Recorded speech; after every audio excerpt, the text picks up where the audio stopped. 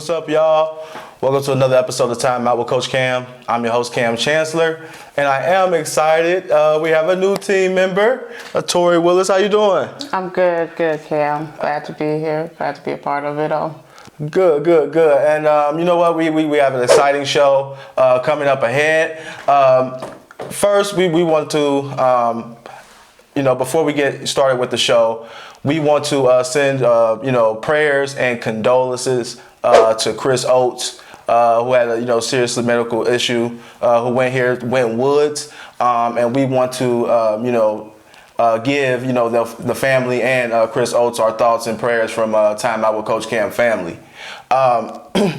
Before we get started, we're going to talk about a lot. We're going to talk about MJ, The Last Dance, how it made him look, how it made some of his teammates look. Does Bradley Beal to the Brooklyn Nets? Does that make them the East favorites? Also, we will talk about, the NBA coming back. Will the title mean anything? Will it have an asterisk next to it? Who knows? We'll discuss that. But first, we're going to talk about what's been talked about all week long. We're going to get straight to the point. Paul Pierce versus LeBron James. Now, it's been a beef. Clearly, it's a beef going on, right? Okay. Paul Pierce this week left LeBron James out of his top 5 players of all time. Now, I see you with your LeBron jersey on.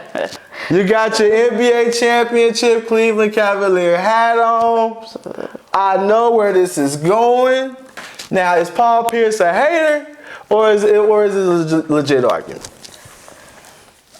Without a shadow of a doubt in my mind, now I'll go ahead and say that I've never been the biggest Paul Pierce fan, but without being biased, absolutely, positively, I think Pierce is a hater on this one.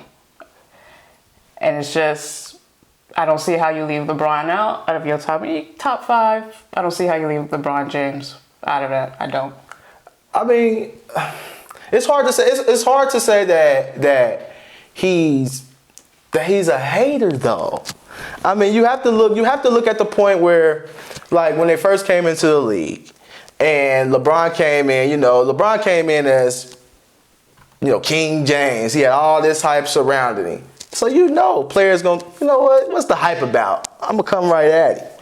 And the first about year and a half, 2 years, Paul Pierce dominated the matchups. I feel like when Paul Pierce was in his prime, like far as athletically and, being able to move, he was in his prime. And he kept up with LeBron, and most kind of, had the better edge in head-to-head numbers.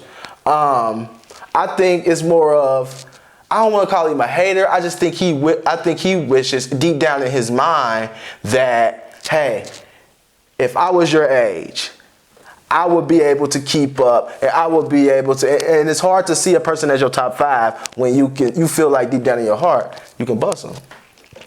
Okay, I mean, I understand that, but you can't talk about your shoulda, coulda, woulda. Had I been a little younger, I was able to keep up with it. That doesn't take away from what he became. That's true. That's true. I mean, you be respectful. You competed against this man. You was hanging with him, but he did go and surpass, and he did become what I feel like one of the greatest players. I mean, that's true, but I mean, we thinking like Paul Pierce named 5 scrubs. He didn't name 5 scrubs. No, he didn't. That's my whole point. We gonna beat up Paul Pierce for naming Michael Jordan, Kobe Bryant, Kareem Abdul-Jabbar, Bill Russell, and those guys. We gonna beat him up. Nah, but I mean, no, he did not name no bums. They are all basketball greats. We know this. But what was his reason? What was his reason for leaving LeBron? That's not what he said. Those are great players. His reasoning was essentially he did not build an organization. He did not, essentially, I'm going to say, probably stick with Cleveland and build. Like, he didn't do that. And to my defense, as far as to LeBron's defense, it takes way more than just one player to build a great organization. This is true. It takes people behind the scenes. Let's face it, I don't think him and Danny ever got along. Right. So he knocks him because he went to Miami because he found his team. And let's face it, for all the players that he named, that was a different time. That's true. Nowadays, players have that ability to move when they want to move. Players have more power nowadays, and I feel like LeBron also he gets knocked for that because I feel like he was one of the first players to essentially branch out and do that, and then everyone else followed along. Yeah, I think it was the way that it was done. Like it wasn't like when Boston had their big three, it was trades. You know what I mean? And with this one, it was more of I got my friends on the phone and we orchestrated some stuff. Like it's just like at that time you just really hadn't really heard of that before.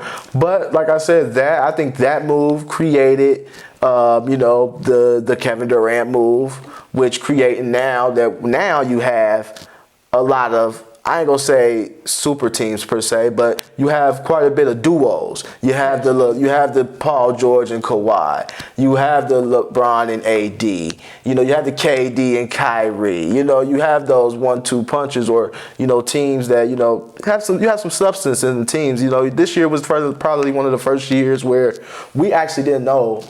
We don't know who's going to be in the NBA Finals, really. I mean, you got about 4 or 5 teams, but I mean, it's not Warriors. Years before, it's like Warriors and who?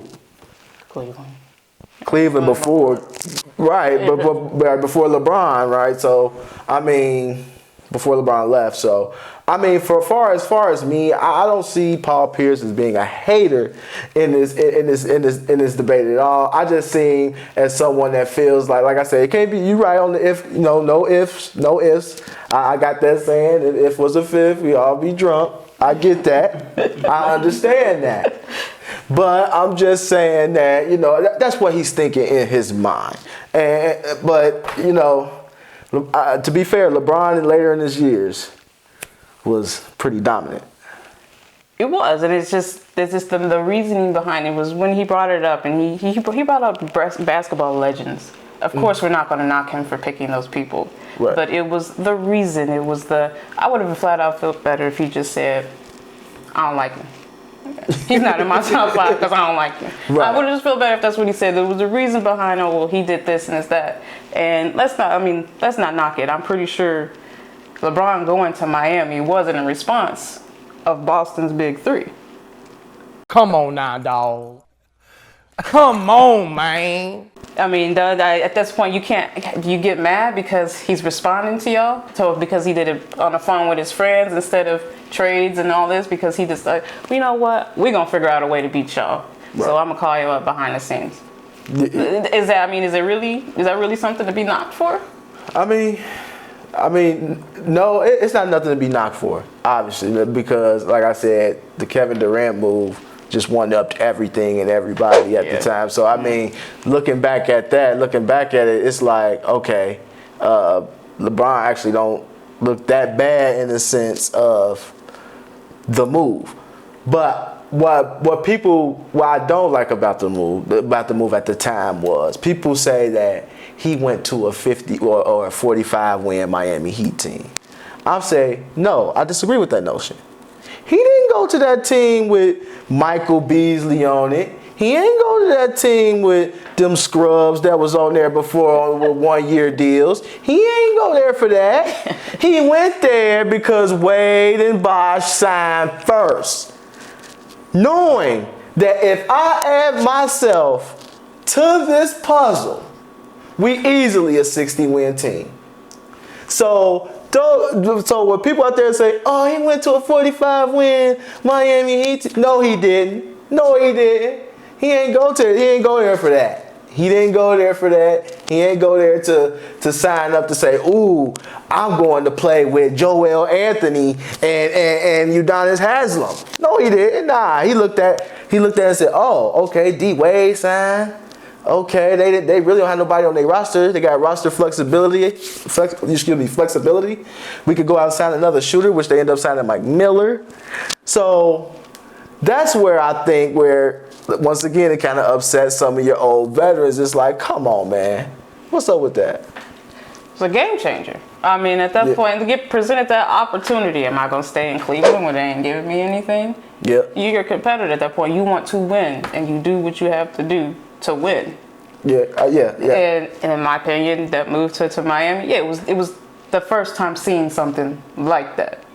And no, of course, he's not going to sign away at I'm going to go to this 45 team and I'm going to play with essentially some other scrubs. If that's the case, he can stay right where he was at. Right. Exactly. So did he, because he signed because he wanted to better his odds? Absolutely. Also in response to Boston. You got to get past Boston. You got to do what you got to do.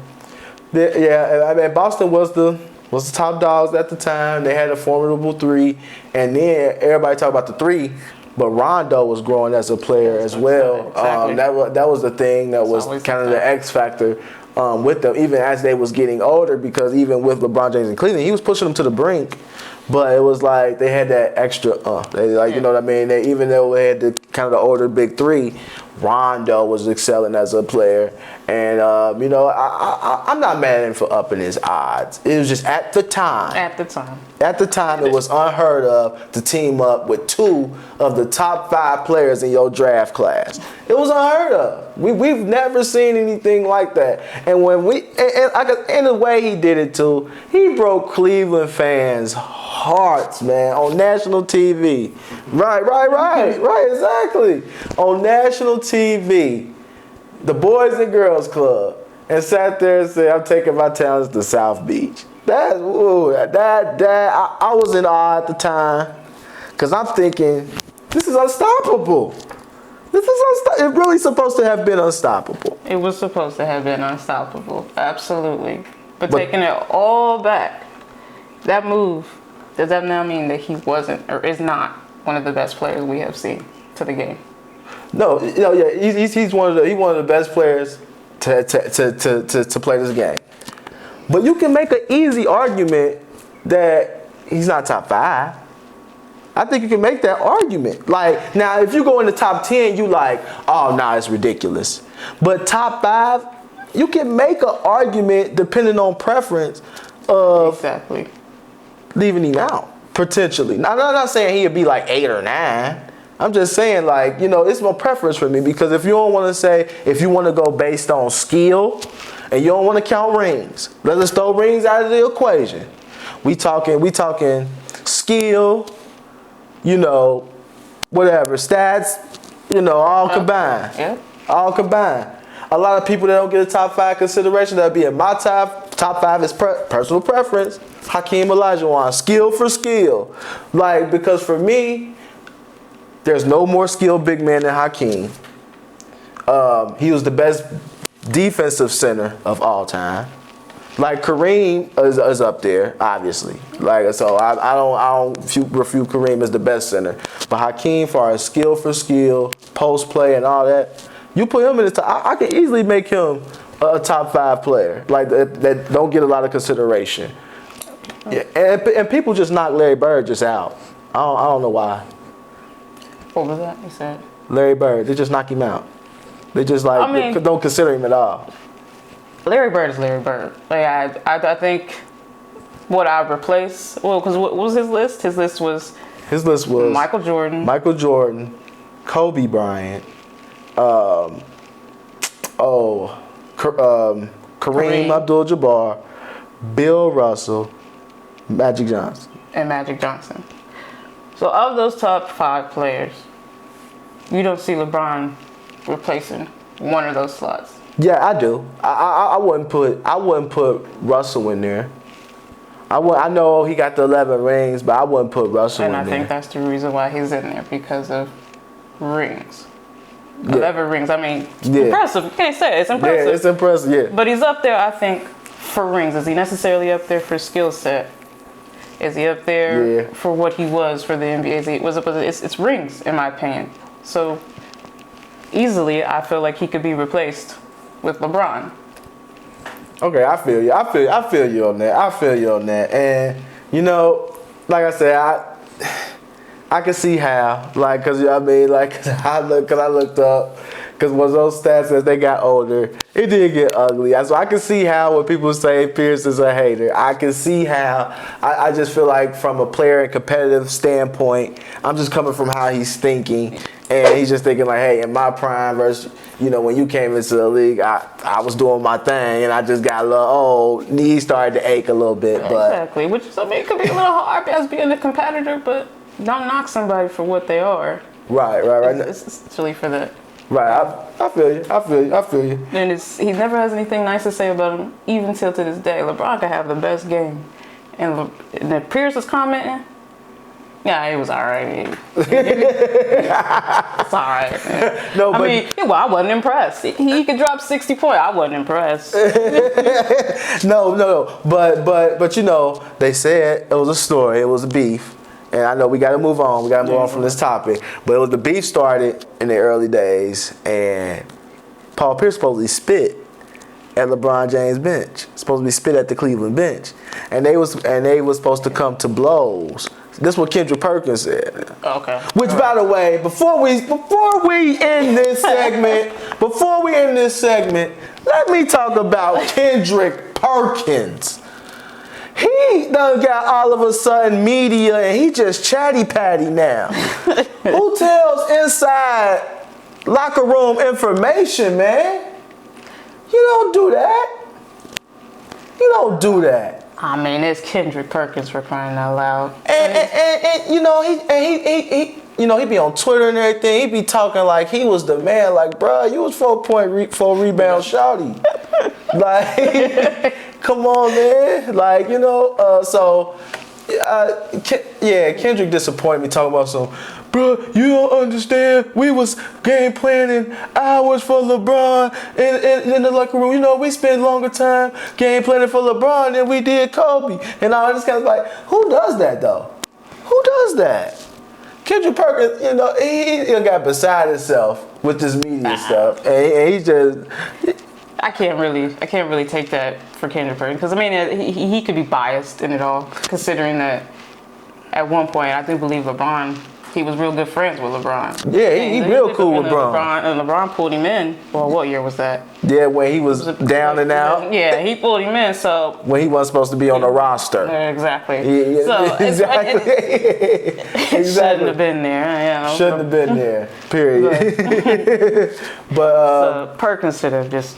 I wish don't chime in. It doesn't help the argument at this point. Yeah, you should have just stayed out of it. It was just like, come on, man, like really. And even Jalen Rose was like, oh, thank you for going full blown media on us, Kendrick Perkins, like giving us all the inside scoop. Like, come on, man. But you know, it is what it is. I don't think it's sour grapes. Obviously, LeBron James fan number one over here does. But you know what? You know, both of them good players. And the thing to take away from it is don't treat Paul Pierce like he was a bum. Because he wasn't a bum. He was far from it. And when he finally had the pieces around him to win, they did win and they were successful. But coming up next, we will talk about MJ's Last Dance. Does that make you look at him any different? Coming up next, we'll find out.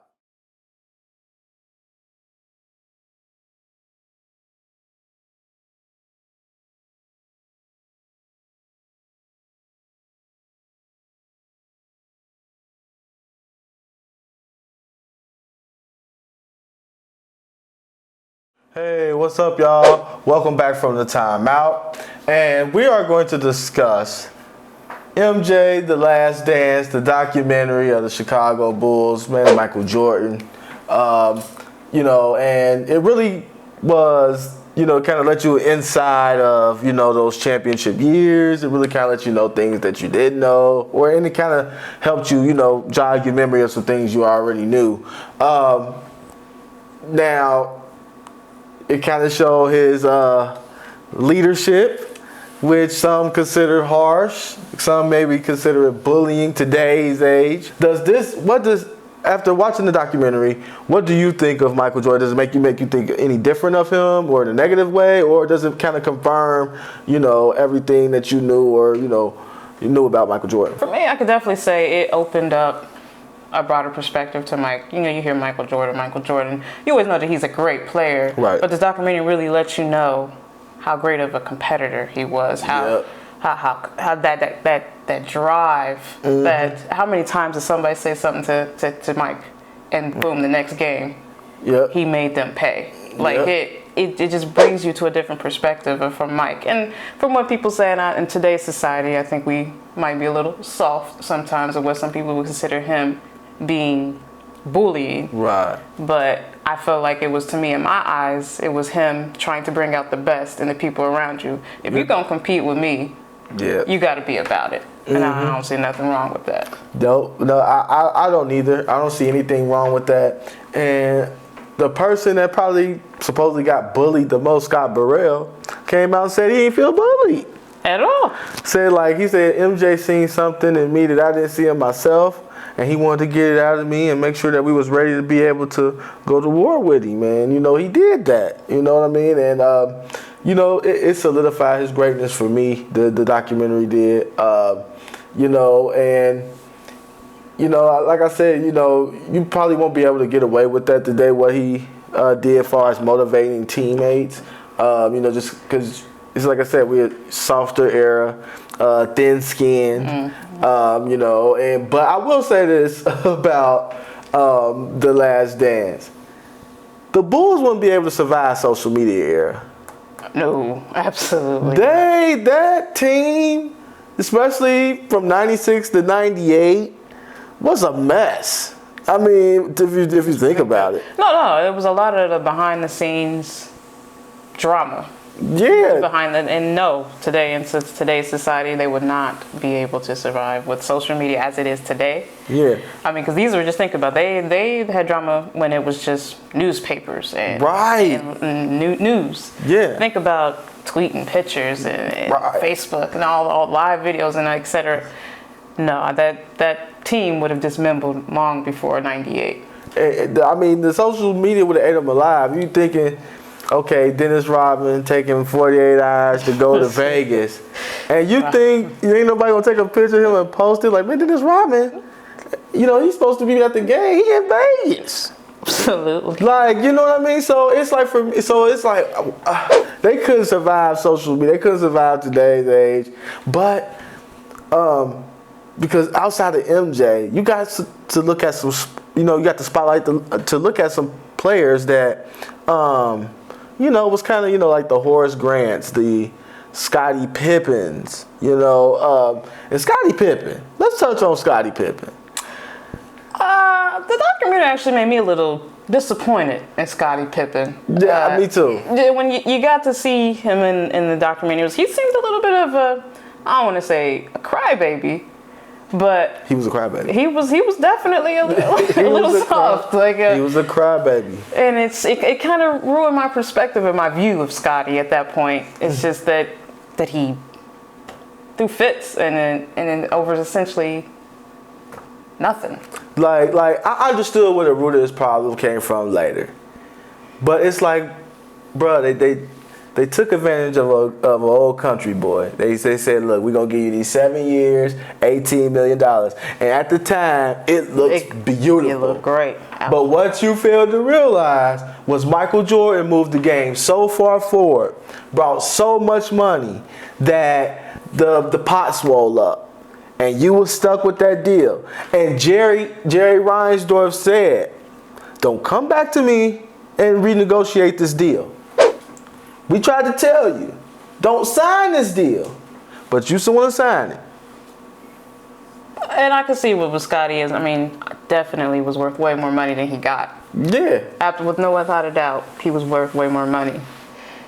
And that can make you feel some type of way about essentially that you are the Batman. I mean, the Robin to the Batman at this point, and you're getting paid significantly less than not only him, but other players on the team, other NBA players. Yeah. So I could see where he might have brought a little bit of that tension into the game, into the organization and all that.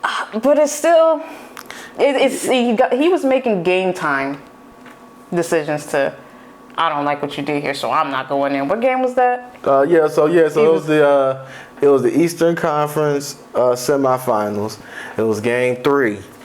And they was down 2-0. They made a bucket and they field drawed up for Kukoc. Yeah, that's what it was. I'm sorry. At that point, you got to put yourself aside. You got other people depending on you. You signed that deal. You got to live with it. You can't make a game time decision, decide that you don't want to go out there and play because you don't like something. That's not team ball. That's not. I think they even mentioned in the documentary that hey, They let him know. They was salty. You let us down, man. Yeah, they was salty at Scotty. It's like, it's like Kukoc had made 6-game winners in that season already, so it made sense. Absolutely. It made sense. And Scottie Pippen, he and I don't want it to seem like that Scottie Pippen just got dogged this whole thing. Because remember, Michael Jordan said, when you mention my name, you better say Scottie Pippen along with it. He gave him his and he respect. said he's one of the best teammates ever. So he gave him his respect. But Pippen can't be mad at stuff he did. It wasn't a lie. I mean, none of this stuff like that was true. Document. We got video. We got facts of that. Now, what Horace Grant was saying. Now, Horace, on the other hand, I'm sick of Horace Grant. Come on, bro. Like, you spilled them beans, bro. They got the article. Horace Grant interview. Scotty saying that he feels Scotty, getting too big for herself, turning into a diva. This, that, and that, telling the inside secret. It was you, Horace. Yeah. You know what I mean? Don't get salty. Yeah. You know what I mean? Absolutely. But his thing was, why even bring up the Scottie Pippen thing, and he wasn't on the team at the time. It's a foul move. But I think it was, but like I said, it was MJ's documentary, and but it still showed inside the locker room. It showed like stuff that, maybe not necessarily, I may have known because we were younger. Like, you know what I mean? We were at the time in '94. We 6 years old. And don't get me wrong. I remember, a lot of MJ's run, probably from '93 on when I really started watching sports. But it's stuff that you often like. It's just jobs you remember. Like, he ain't going the game. Like, Scottie Pippen tripping. Like, you know what I mean? That's how I was watching it. Like, Scottie, he tripping, man. Like, you know what I mean? But the biggest takeaway I got from it is Phil Jackson, the best coach ever. Absolutely. To be able to jug those personalities, you dealing with an ego of Michael Jordan. Then you got Scottie Pippen. Then you got Dennis Rodman on top of all of that. But he understood Dennis. And to even call Michael Jordan in there to say, hey, Dennis need a vacation. Like, Michael Jordan's about to go crazy. He's talking about some vacation. What you mean vacation? If anybody need a vacation, it's me. Like, I'm the one out here dropping 38. Like, you talking about he need a vacation? He was like, Dennis Rodman said, I'm burnt out. Like, I just need a vacation. To know your players well enough to allow that. But he gonna come back and give you 20 boards. Yeah, exactly. You gotta know your player. You gotta know your personnel. And I really thought that Phil Jackson, that he really got some cool points for me. Like, okay, I know he had the talent around him, but to be able to juggle that, and then he had juggled Shaq and Kobe. Exactly. You gotta, when you think about it, he's like, he won because he had talent around him. All that talent has their own individual issues. They got their egos. They got this, and then take for instance, Rodman. He's like, I need a vacation. I need to go here. So you get 2 days in Vegas. I'll take what I can get. You give him 2 days, and then, like Jordan said, he ain't coming back. They had to go get him. Yeah. Right. They had to go get him. Right. But to man that in itself is a load to me. Yes. To manage that many different personalities, and then essentially everybody saying, "Oh, Jordan's a bully. There's a bully." You know how many people he probably had to talk to on the side after Jordan said something off the wall. Yep. And bring him back in. Yeah. That's just how he is. Yep. And to touch the whole bullying thing before we take a time out with our next segment. The whole bullying thing is you only don't get bullied if you allow it.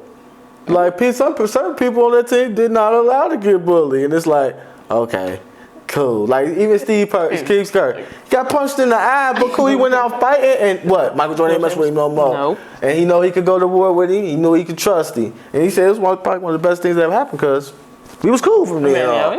Like we was cool from then on. Like you know what I mean. And there was also a story about where Robert Parrish. He came over from the Celtics and, he played for the Hornets for a little bit. And then, he ended up with the Chicago Bulls his last year. Shouldn't have been in the NBA, but hey, he was still playing. Yeah. So he played for the Bulls. And he said in practice, he botched the play, messed it up. He knew. So, he learned. And, Michael Jordan, like, hey, man, what the F you doing? Like, blah, blah, blah, blah, blah. and he like basically, and he was like told Robert Parrish like, do it again, I'll whoop your ass. Like, you know what I mean? And Robert Parrish said, he stepped to him and said, I don't think so. And then he said Michael Jordan ain't say nothing else. It's like, he know who to get overall. Yeah, and he gonna keep pushing that envelope, and pushing that envelope until you respond. And then when you respond, he like, thank you. It's almost like, thank you. You finally respond. I'm trying to beg to get that out of you. I can respect you. I can respect you. That's what he said about Scott Burrell. He said Scott Burrell is just the nicest. So, you know what I mean? I can't say nothing to him to make him mad. Like, the whole documentary, call him, well, I'm going to use Shannon Sharp's term, a garden utensil. You know what I mean? Called him that. Like, you know what I mean? And, you know, called him the B word. And Scott Burrell just laughing. But that's either how you gotta take it. You either gotta just laugh it off and be like, man, Mike, you ain't on that. I know what you on. Or be like, stand up to him and he'll respect you. But this documentary was great. We needed it because we didn't have any sports. And, you know, it was one of the best documentaries ever. I'm still going back and watching some episodes, you know, of it, but just because it just brings back so many good memories. Michael Jordan, those Bulls teams, that was one of the best dynasties ever. All right, coming up next, we will discuss Bradley Beal to the Nets. Does that make the Nets the East favorite? Right after the timeout.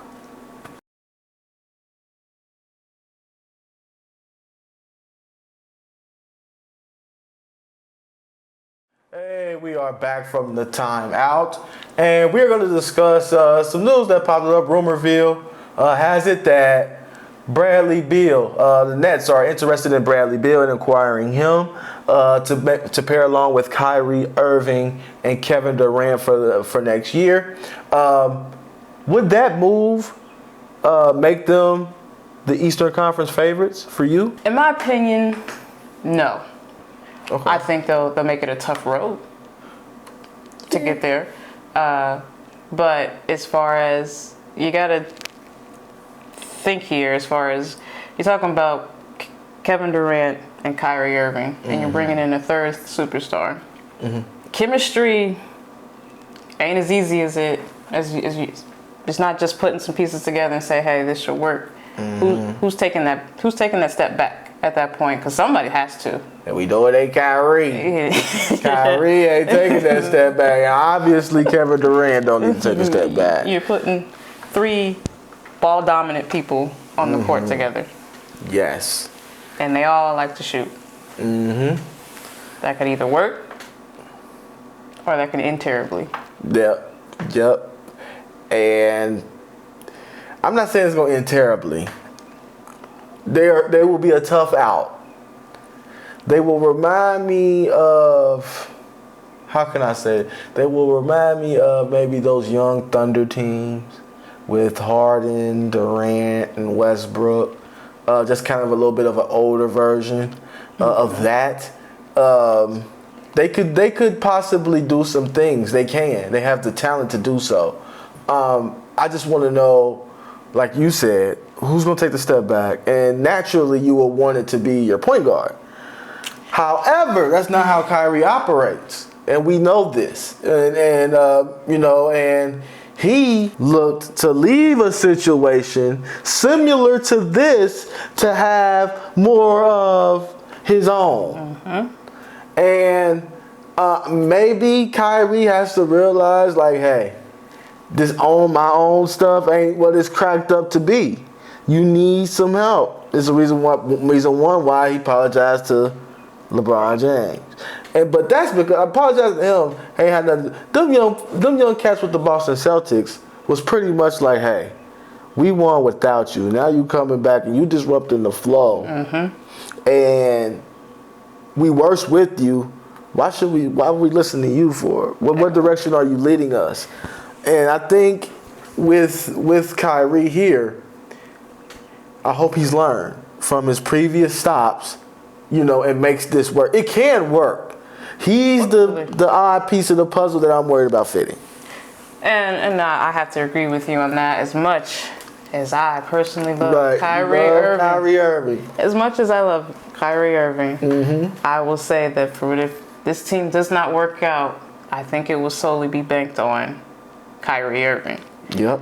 Hopefully he has learned. You know, he did make that apology to LeBron. Hopefully he meant it. He learned from that. I think it was a good thing for him to leave Boston. Like you said, they were better without him. Yep. And I do think he hindered those young players. And I think it was best he took his exit. Now, personally, I think Kyrie would be okay with just a 1-2 punch with him and Durant. Mm-hmm. But hopefully, again, he has learned. And that he's willing to take that step back. Hopefully, because he hasn't always been healthy either. Nope. Yeah, I think it would benefit him career-wise, too, if he learned to take a step back. Absolutely. That's a great point. That's an absolutely great point. And because he can't shoulder the load. That 1 year in Boston when they did do good and he shouldered the load, he couldn't play in the playoffs because he was injured and he messed up his knee or whatnot. So, yeah, the more help you get, the easier it is. You know what I mean? Yeah, you know, exactly. like you know what I mean? And you know, and it's just like when Durant made his move, and it stacked the deck. You know, it stacked the deck. Yeah. But like he said, he wanted to learn how to play basketball. He was like, all my life, have to be me one-on-one scoring. Ever since high school, pass the ball to Durant, get a bucket. Texas, pass the ball to Durant, get a bucket. OKC, pass the ball to Durant, get a bucket. Oh, Westbrook, it's your turn. Now it's my turn again. He wanted to see ball movement. Let me see how let me come off a screen and catch one and shoot one. You know what I mean? Let me make some passes to a cut and wide open layup, for a layup. Learn how to play basketball and, maybe KD's the one that takes a LeBron James approach and let these guys score while he kind of gets himself going after the Achilles. Because we know that's a tough road. Yeah. So maybe he takes more since he take what he learned from Golden State as far as learning how to play back, learn how to move the ball, learn to become more of a passer. Because he was more of a passer with Golden State than more so than OKC. So maybe he's the one that could take this step. I don't know. We'll see. This is an interesting dynamic with Bradley Beal. Though he needs out of Washington for sure. Absolutely. Because that man, I think he scored like 2-3 straight games of 50, and they lost all of them. And it's that meme with him looking all mad. It's going to be out of bounds to the Wizards. Look at that expression from Bradley Beal. He's not happy at all. We talking about NBA starting June 1st, have like a recall of a week, spend about 2 or 3 weeks training camp, work out, and we get some ball by mid-July. Now, I think we all want to see some sports. That's not the question. The question is, would this title mean anything for you? Let's say the Lakers with LeBron James win one. Would this mean something for you? Even with this breakup of a season and come back, it's awkward. Would you have an asterisk next to it if anybody won? I'm going to go ahead and say count the bucket, Coach. Count the bucket. If LeBron win, I'm going to count it. I ain't mad at you. It's tough. I would love to see some hoops. Absolutely. Mm-hmm. It's been a trying year. Yeah. I think that it would mean something. I think it would essentially be as long as we've been without sports. Yeah. I think it would still mean something. Especially, it's a quick turnaround, regardless of what you say. You're talking about a week, calling people back, and then you're only doing a few weeks, and then boom, you're right into games. At that point, that takes a lot of strength, courage to do and turn around. And if you do this, you do win. I think it means something because let's face it. Playoffs they're long. Mm-hmm. They're rigorous, and you get time, you get breaks. You're not getting one. Yeah. You all hands on deck, or you out. Yep. Like the other day, I said on my Facebook Live, you can't put asterisks next to championships, regardless. If it's like we say it all the time, all the Spurs '99 championship had asterisk. No, it doesn't. You know what I mean? Like, what makes it an asterisk? Did they play less games than everybody else did? Everybody played the same 50 games. That's shortened season. Everybody played the same amount of games. Because my thing is this. Because I will go with people that say, I will say, people don't consider Tim Duncan a lot when you consider top 5 players of all time, or or when you talk about debate of top 10. Tim Duncan name gets shuffled around, and he really don't get the respect he deserves. I think one because he played in San Antonio, kind of boring, And they say that 99 championship has an asterisk next to it. Then I will ask, so I'm like, if that's the case, you wouldn't put an asterisk next to LeBron's championship when they came back from that lockout shortened season after they lost to the Mavericks. That would be the same qualification. So I said, we never put an asterisk by that. So you're not gonna put an asterisk by Tim Duncan's. And so I think even with all this, I think that it won't be an asterisk. I think whoever wins the title will be deserving so. But this is a time where, I like what Stephen A. said the other day, I think this is a time where we can try out that experiment of putting the best 16 NBA teams in there. Not East or West. Since they're going to be only in 2 locations anyway, forget East or West. Let's worry about the top 16 teams, the best. Because I think that's the only fair way you can do the playoffs right now. Yeah. Because you're telling me you're going to hold a single elimination with the Mavericks and they 7 games up. So happen they come back after this pandemic and lose to the Grizzlies or so 1 game playoff, or somebody ain't got no business in there like the Kings. Like nah, so you gonna ignore them 67 games where they was 40 and 27? Like no, I feel like you pick the best 16 East or West and combine them, top 16, and you go from there like a